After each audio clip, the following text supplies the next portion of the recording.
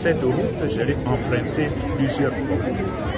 Et constater aujourd'hui que cette route a disparu de cette manière aussi dramatique que vous voyez derrière moi, ça me broie le cœur. Non seulement parce que la route a disparu, mais j'imagine la souffrance de toutes les familles dont les maisons ont été englouties dans ce ravin et toute une partie importante de la population de Kinshasa qui ne sait plus sortir. Pour arriver ici, nous avons dû faire un grand détour, presque par la cité verte pour arriver ici. Mais c'est impensable. Ce que je trouve de plus grave, c'est que ce ravin n'a pas commencé aujourd'hui. Ce n'est pas l'année passée, ce n'est pas 2-3 ans passés. Ça a commencé depuis longtemps.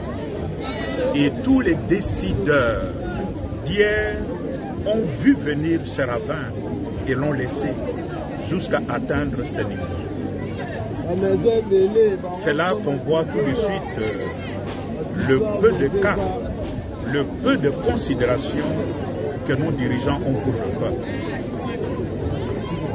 Après avoir vu ça moi-même, j'ai toujours entendu parler, mais aujourd'hui je suis là, j'ai vu et je vois comment cette population est complètement désemparée. Parce que le ravin continue à s'élargir. Moi je dis tout simplement, après avoir vu ça, ma responsabilité de pasteur, c'est aller au nom de ce peuple, en parler à qui de nous. Et dans le contexte d'aujourd'hui, il s'agit du président Félix Tshisekedi.